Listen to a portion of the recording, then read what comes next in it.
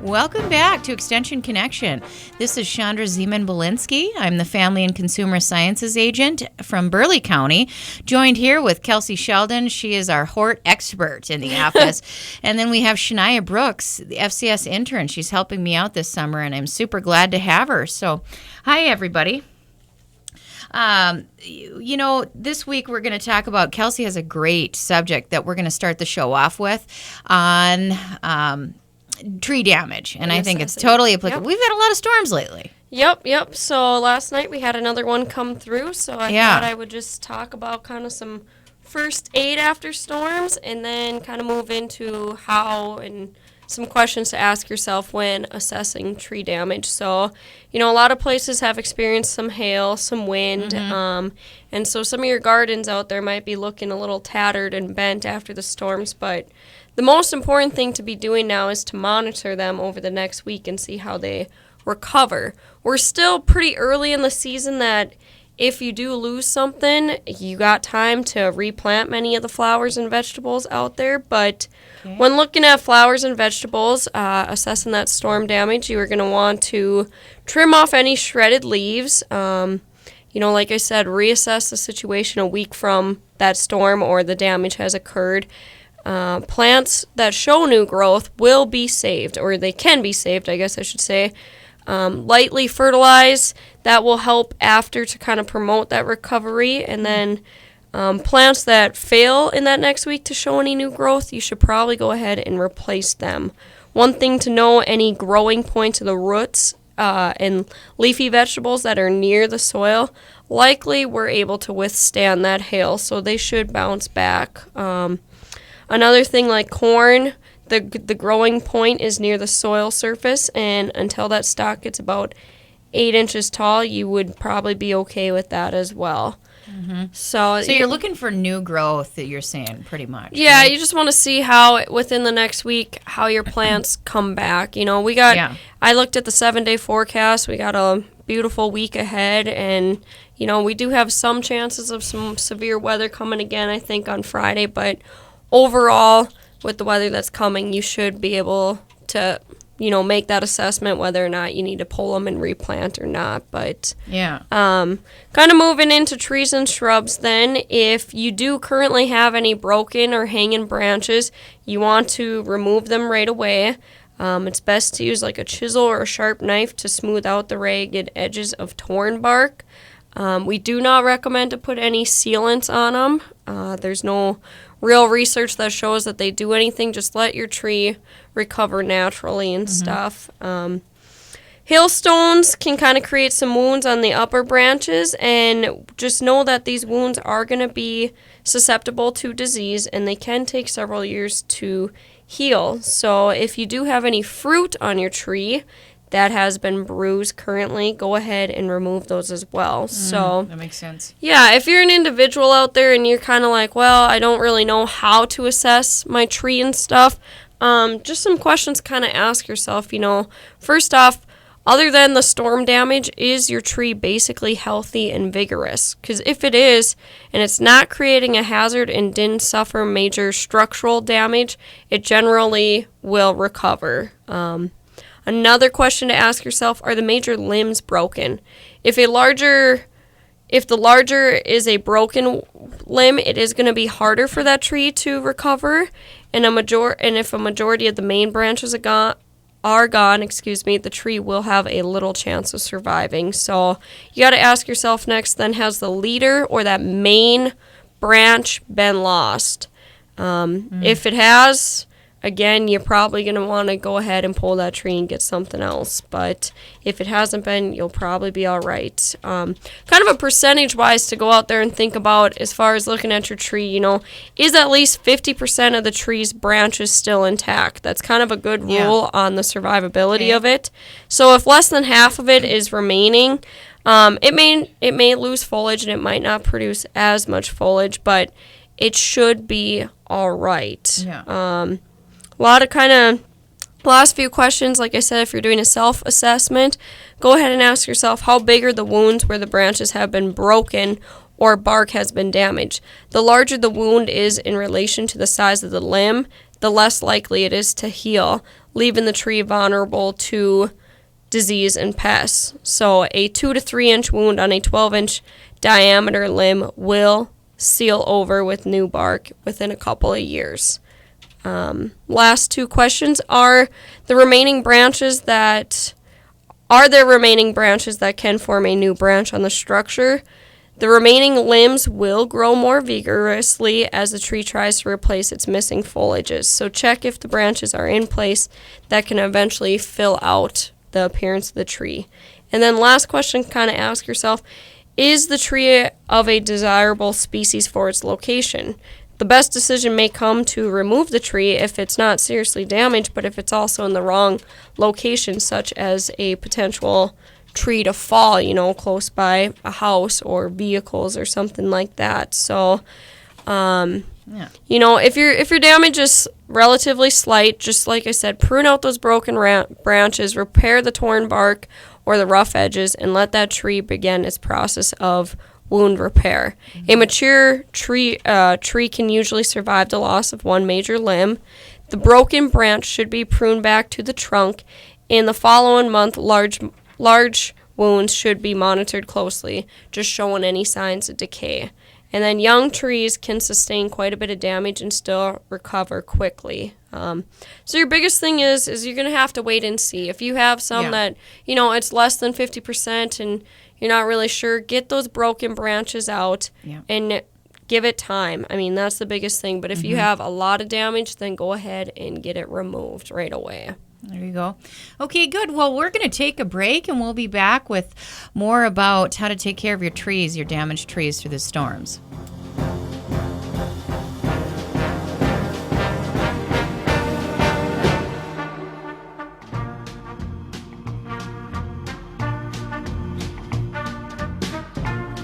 Right now, 70. The Red River Farm Network. Ag News is here on Super Talk 1270. All right, welcome back. This week on the Extension Connection, we have Burleigh County bringing information to you about horticulture. We're also going to talk a little bit after the horticulture segment about June being Dairy Month. So we're celebrating Dairy Month and the benefits of dairy products on your body. Let's finish out, though, with Kelsey here. Kelsey Sheldon, our horticulture program assistant, she's talking about issues that have most readily been her common questions. Yep. So in that first segment, we talked a little bit about storm damage and kind of how to assess your trees and everything. And just for those who are joining, just if you have any questions or anything is questionable, you can go ahead and stop down at our office, or you can give me a call at 221-6865, and I would gladly help you make that assessment on whether or not, you got to keep the plant or your tree. But another big issue that's been coming up is powdery mildew. So if you're starting to see any powder on your plants that is kind of like white or gray blotches or spots on the leaves, stems, or the buds of the plant, more than likely it's powdery mildew. Okay. Powdery mildew is a common fungal disease found on several plants from like lilacs to squash, cucumbers. It occurs on a lot of different ones. Powdery mildew is most prevalent when there are humid conditions accompanied with cool temperatures. It sometimes can be seen in warm, dry conditions as well. It usually will be most severe on plants or plant parts that are in shaded areas with poor air movement. Powdery mildew often affects young plants more severely. You might see your leaves turn yellow and actually fall off prematurely. Powdery mildew survives our winters, and in the winter and wind in the spring, the wind will release those spores. So throughout the growing season, additional spores are produced and spread as well. If you have powdery mildew on your plants, it will likely spread to neighboring plants. But one thing to know, it will not do well if your plants are wet from like frequent rain or irrigation. So it doesn't significantly affect your plant's health, but there are some managements for the fungal disease, and a lot of it has to do with cultural, such as not overcrowding your plants, pruning your plants to increase air circulation, staking the plants, and having just good sanitation in your garden. So destroying those affected plants or picking them off, getting rid of them. And then there are some fungicides available to use if needed out there to prevent the spread of it. But that's kind of one that's been pretty common here in Burleigh County. Some other... Let me ask you something about mildew quick here, Kelsey. So last year, I remember now, I think you just put out a public service announcement. I did, yep. So I think Tom was talking. He's a horticulture specialist, and he said one of the best things you can do for your plants, and it pertains to this mildew as well, is to give them your shadow. And I was, and he's so funny about the way he talks, but he said, basically, if you're attending to your plants. So get the junk out of it so it can breathe is one of the important things with mildew. Simple as that. Like, just get your old dead matter and leaves out of there. Debris. You should be doing a good cleanup every, fall when we are cleaning up those gardens. Okay. Get any of that affected stuff out because disease and pests are going to overwinter in that plant material. Like you said, it survives over the winter. So I just remember that with that mildew to add to that. Yeah. And it makes sense. So you know how you're thinking, I better get out there and clean up. Here's a reason to do it. Yep, exactly. Okay, well, what's next? You said something else here coming up. Yep, I got some issues that have been going not only in Burleigh County but across the state. Again, we are still seeing a lot of herbicide injury. Okay, you got to know that there's damage that can come from the drift out there. Some other things to be cautioned about is if you are putting like compost or even manure in your soil, there could be traces of herbicide in there that are affecting your plants as well if you're not spraying. A lot of galls on tree leaves, and those can be on maples, hackberries, and lindens, other trees as well. Basically what happens is there was an insect earlier this spring. It'd be really difficult to identify that, but it did some feeding or kind of egg-laying activity, and what it does is it does a little piercing in the leaf, and it disrupts that plant growth cell, and it will make it kind of enlarge and causes abnormality, which results in these bumps on your leaves. Nothing to spray for it. It's just an aesthetic damage, basically. Okay. We've been seeing a lot of scale out there on maples. Is lindens, that black? What does scale look like? It depends on what you can have. Sometimes, like, one of the most common ones is cottony maple scale. Okay. And so with that, it almost like people, when they call in to me, ask about it, they describe it as like little cotton balls or little white eggs on there. And so it is kind of a white, fluffy looking. Okay. There are some scale, though, that will kind of blend in with your branch. And so you got to get up close to actually notice them. Okay. Some other things kind of on fruits. I have had a couple come in through plum pockets, and so what happens is your unripe fruits become unusually large, hollow, and spongy. What you're going to want to do for that is remove those fruits before the spores emerge, and you may prevent this with like a Bordeaux mix or lime sulfur or what we call chlorothalonil in the springtime, and you would apply that before bud break. Few other things, of course, we've been having a lot of weed issues. I know, again, we just put out a PSA on leafy spurge. So that is a perennial weed, meaning it'll come back year after year with very vigorous roots. It's distinctive yellow-green flowers with heart-shaped bracts, and it is resistant to many herbicides, but can be susceptible to the product or chemical called quinclorax. So that's kind of one to be on the lookout out there. There are quite a few. That leafy spurge, that first year I was in my house in 2010, I really honestly just succumbed to pulling every single one of them out by hand, and they have long roots, like you say. Yep. So, but it worked. I mean, you haven't had any issues since? No, but I had to pull every one of them out because it was persistent. Yeah, it's very... But if you care enough about your yard, I guess it's do it, Yeah, very noxious weeds. Yeah, so, boy. Another thing that has been kind of coming up is aphids. And so what happens here, kind of similar to herbicide injury, is your leaves will curl, but they'll curl really tightly, and they'll look like as if there's been like puckering on them. And a lot of times what you can do, those leaves that have been curled really tight, is you can kind of open them or pry them open, and underneath you'll see like the really little whitish or green aphids underneath. Yeah. And so what happens is, it'll be kind of sticky and kind of glisten. A lot of times, again, these don't cause major damage. They do only minor. So what you can do is you can usually just jet spray them off with water. So so you don't even need like any kind of chemical. Yeah, it's always Usually nice to not. skip that if you can. Yep, definitely. So those are kind of some different issues that have been going on across the state. And like I said, if you have any questions or concerns regarding anything in your lawns, gardens, or trees, go ahead and give me a call at 221-6865. Yeah, Kelsey does a great job of getting back to you in a very short amount of time. Well, thank you. That's always interesting to those of us who don't deal with this on a daily basis. Yeah. And especially with all those storms going on. I mean, it's kind of fun to hear the magnificence of the thunder roll, but I tell you, when you've got hail damage like we do here, and I'm always worried about that agriculture. Yeah. All right, well, let's move into, speaking of agriculture, it's Dairy Month, the month of June.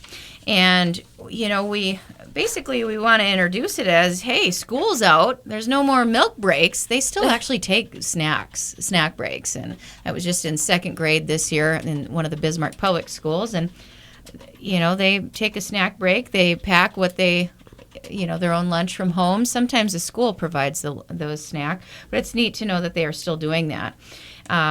So school's out and we're not doing daytime milk breaks anymore, so we want to make sure that you keep dairy on your menu at home over the summer. And remember, dairy's not just for kids either. So we'll introduce this here and then we'll take a short break. But, basically we all need calcium, and vitamin D facilitates the absorption of calcium. So you really need them both to make strong bones. And there's actually 9 essential nutrients that come from milk, so we kind of call it our nutrition package. Any guesses on how many servings of milk we should eat a day?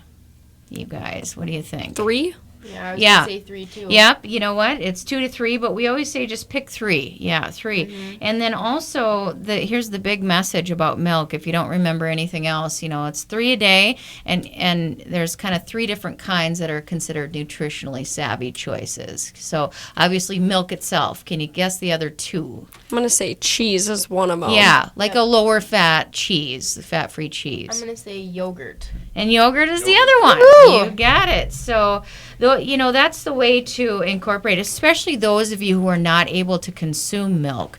Oftentimes, yogurt is a better second choice because it can digest a little bit easier. But we'll talk about a few other options after the break.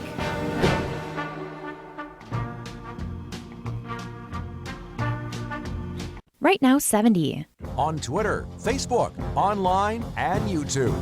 supertalk1270.com. All right, welcome back to Extension Connection. My name is Chandra Zeman-Belinsky. I'm the Family and Consumer Sciences Agent with Burleigh County.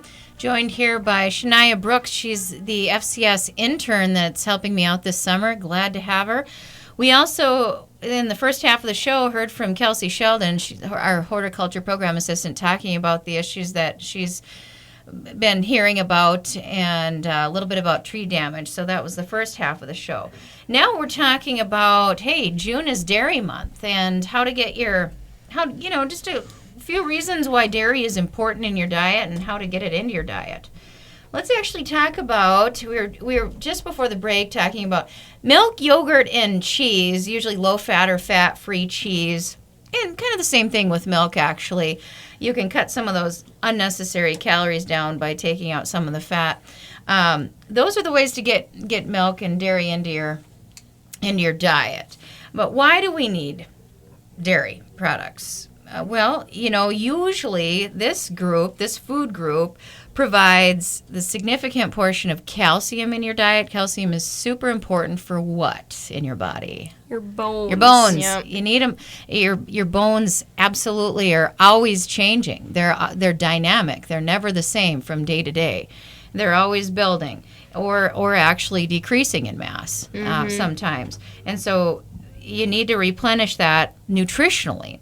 And actually, nutritionally and, in general, nutrition and fitness can greatly impact your prevention of long-term and chronic disease. And it's really never too late. At least you might not be able to necessarily reverse effects, but you can stop it in its tracks. An example would be osteoporosis. You guys heard of, I'm sure you've heard of that.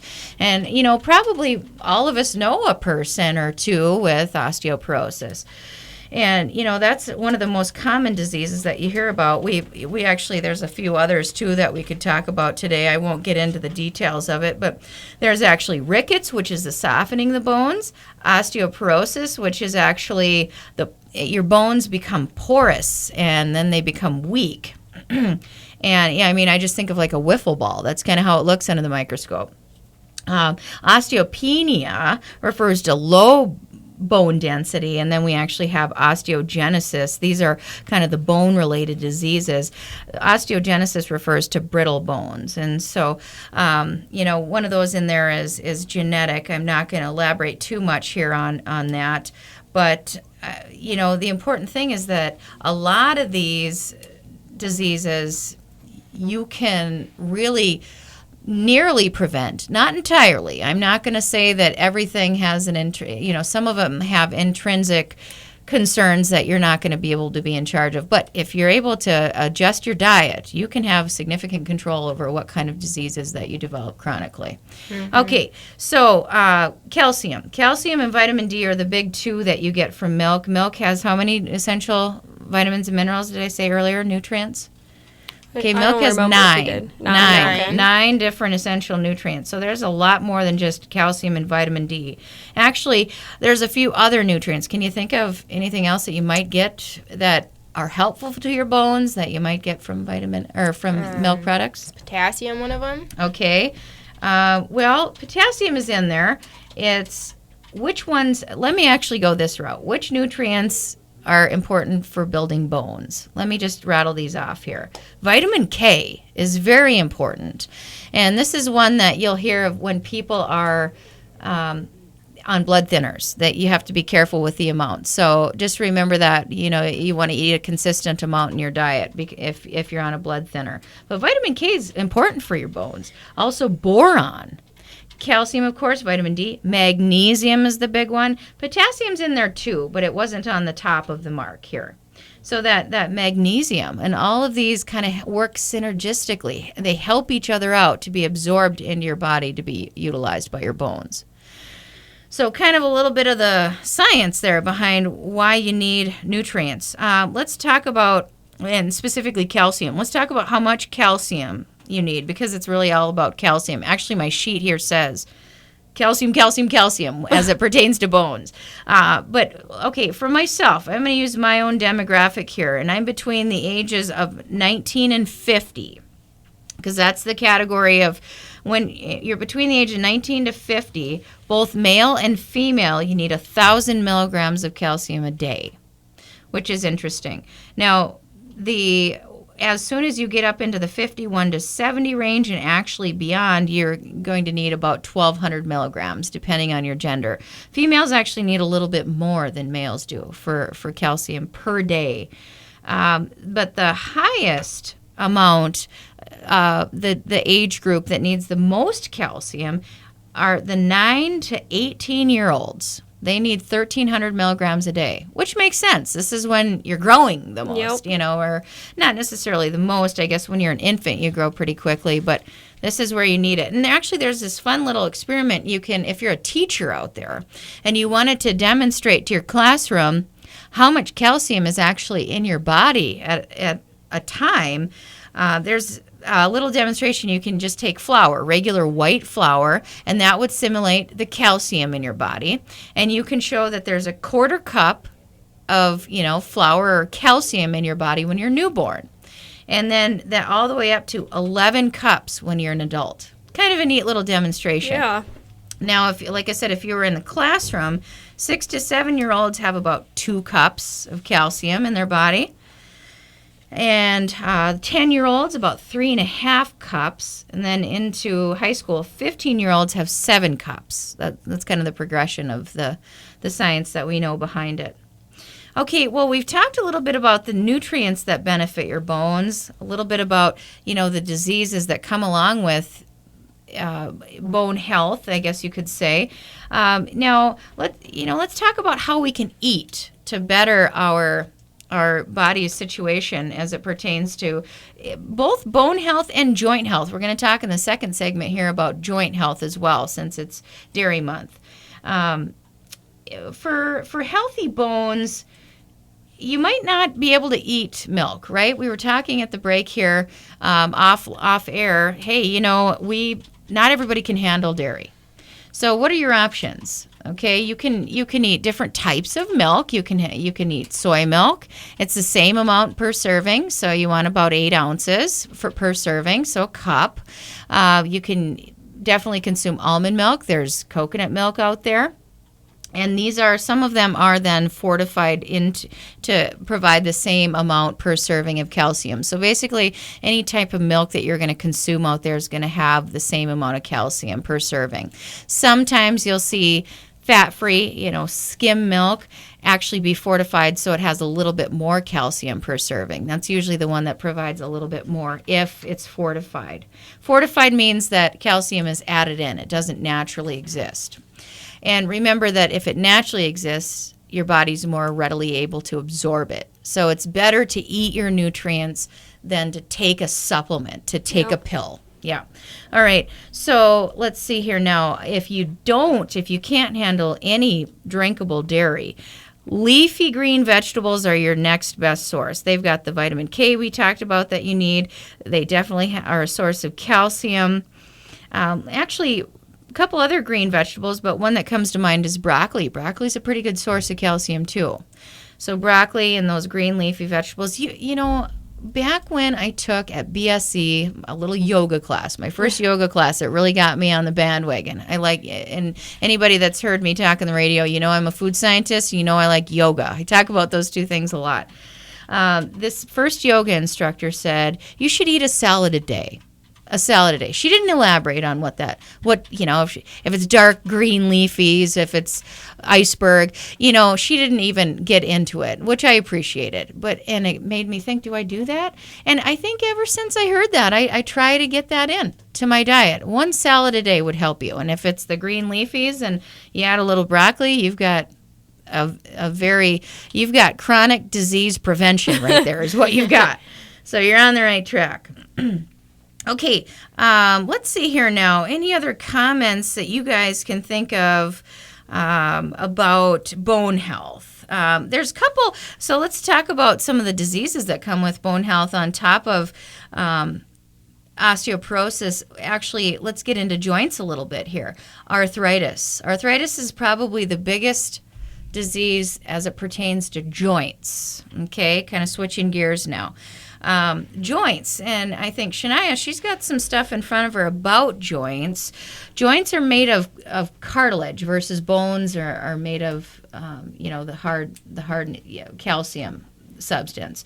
So joints are typically, cartilage is not vascular, right? So it doesn't repair as readily. It's gone. Right. Okay. Well, tell us a little bit about joints here. So as Chandra said, joints are made of cartilage.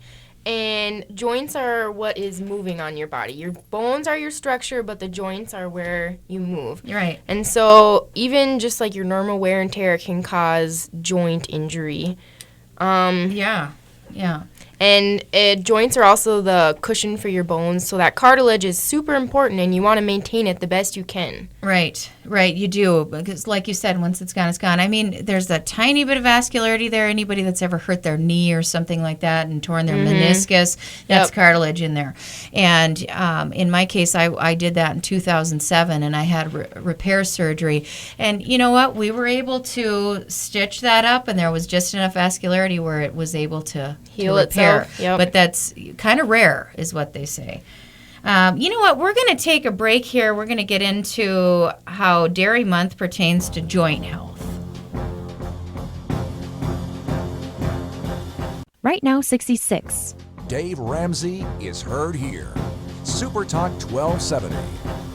All right. Well, welcome back to the last segment of our show. You're joined here today by myself, Chandra Zeman-Belinsky, with Extension Connection in Burleigh County side.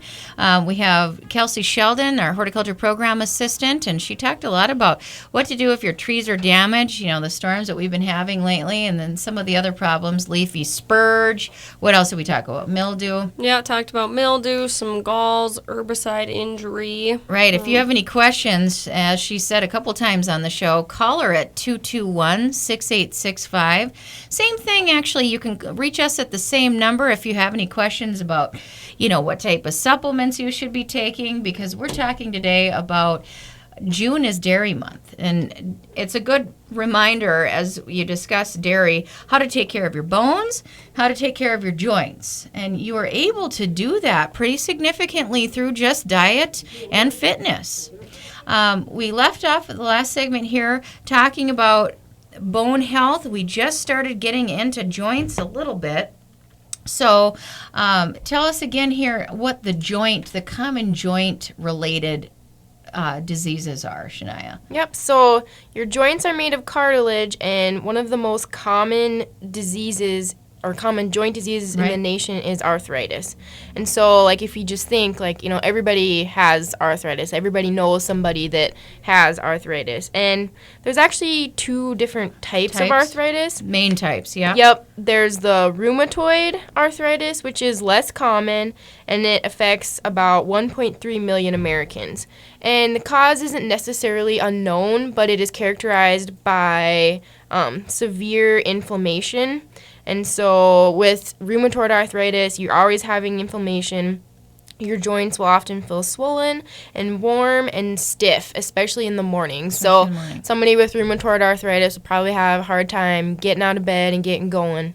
But that's what you need to get moving to help with those joints. Yeah, your joints, you know, when I was doing rehab, we just talked in the last segment, I had my ACL repaired and then some of the meniscus they were able to stitch up, which was a blessing, because we talked how your joints are basically cushioned by cartilage, which is non-vascular, so it doesn't repair. You need that blood flow to constantly repair. Mm-hmm. And so, yeah, I had my knee repaired, and fortunately, you know, it was able to pick up. But my mother-in-law, I think I also told this story the last time we talked about joints. She has rheumatoid arthritis, and during that rehab, the PT guy told us that your joints are addicted to movement. The last thing you want to do is get your stiff joints moving in the morning with rheumatoid arthritis, but that's what you need to do. Mm-hmm. If you have pain, you think you're hurting yourself, but actually those joints are addicted to it. They have to be moving. So don't be afraid to get them moving. Yep. And so we covered rheumatoid arthritis, characterized by stiffness, and is less common. The more common when you hear arthritis is actually osteoarthritis, which affects more than 27 million Americans, which is a good percentage of the population. It's kind of the wear and tear joint disease. So, you know, if you played tennis and you overuse your elbow, maybe if you have arthritis in your elbow, that's probably what it's from, just that wear and tear from just using it a lot. And this usually arises later in life, so as you're getting older and your cartilage is breaking down, that's usually what happens with osteoarthritis. Symptoms of osteoarthritis usually flare up after activity and movement of the affected joint.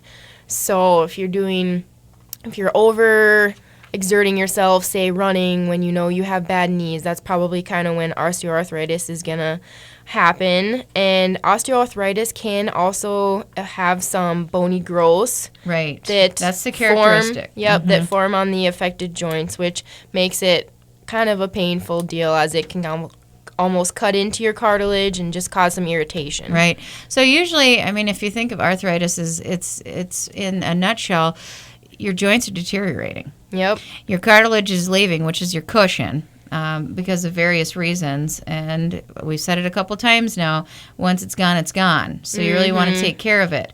It's one of those deals where you can't go backwards, and you can stop it where it's at, but you can't go backwards.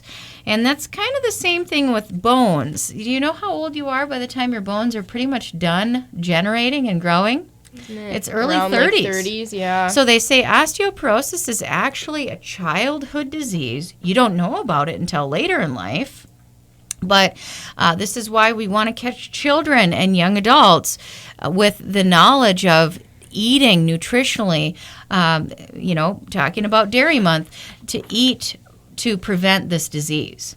And it's kind of the same thing with joints, but you don't notice it until even later, usually. So, so if you can catch things early, that's what we're trying to do. We're all about preventive health here. Let's talk about what you can eat for your joints. Is there a we talk about plenty of water with this, right? Yeah, one of the most important things with keeping your joints healthy is just drinking lots of water, because water is what is going to keep your joints lubricated and cushioned. So if you do have some issues with your joints, remember to stay hydrated, and that will help ease some of the symptoms. Another reason to drink water, right? Yeah, and actually kind of an interesting fruit is pomegranate has been shown to prevent and reduce arthritis symptoms. Okay, wait a minute. That's why my mother-in-law has it in her fridge every time I open the fridge. I'm there you go. She's a smart lady. Well, that makes sense. Yeah. So pomegranate's pretty good. Yeah, mix it with different juices. Yeah. Oh, yeah. There's all sorts. And then also a good balance of the good fats like fish and nuts, those omega-3s. And then kind of staying away from the bad fats, such as like fried foods and baked goods. So I know the unhealthy stuff is what tastes good, but got to have that good balance of fish and nuts. Right. Okay. Well, that sounds good. We need to talk about supplements for a second here. So I do get questions, what kind of calcium should I take? Well, for both bones and joints, we need nutrient-wise for bones, vitamin D, calcium, and vitamin K are the top three. I want to tell you a little bit about vitamin D here. And this also helps your joints, but there's a couple others specifically for that Shania will get into. But vitamin D, so there's a couple different forms, two main forms, vitamin D2 and vitamin D3. D2 is actually plant-derived vitamin D, while D3 often comes from sheep's wool, which is interesting, isn't it? Yeah. A lot of people don't know that. Yeah. So vitamin D3, the sheep's wool version, is actually thought to be better absorbed in your body. So I know that, for example, and actually a lot of people that live up north are vitamin D deficient and don't know it. When I started breastfeeding my little one, the doctor suggested to take vitamin D3 specifically to help that process. And I guess vitamin D is a pretty large molecule, so it's hard to come out in your breast milk. This is what the doctor had indicated. And so there's a supplement that you can put on topically on your baby's tongue. So okay, interesting. Didn't know that. How about for the joint side? For the joint side, it's just important to eat those fats, but if you need a specific supplement, glucosamine is one. Glucosamine has been shown to be effective in about 50 to 70% when used regularly and according to instructions from your doctor. And I guess that's an important point with any supplement.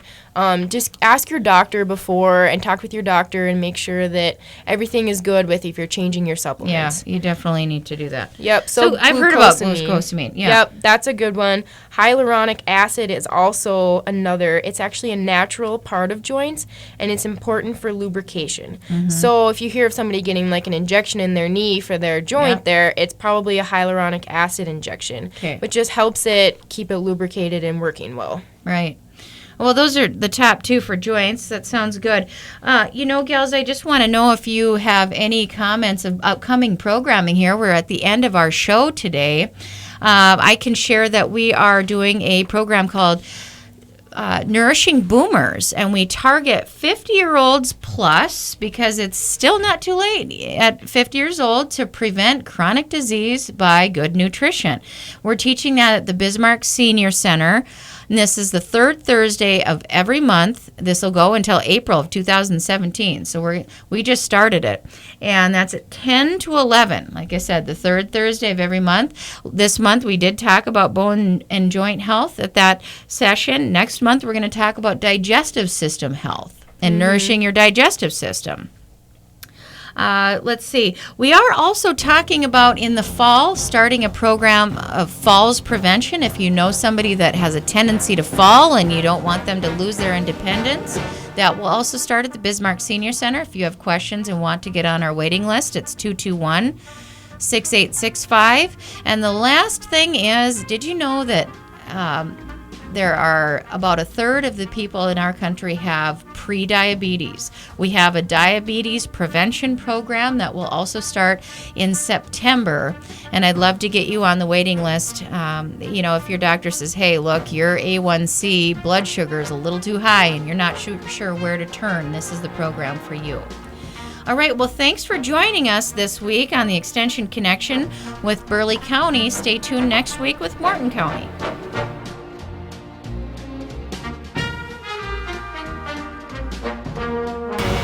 Super Talk 1270 KLXX Mandan, Bismarck.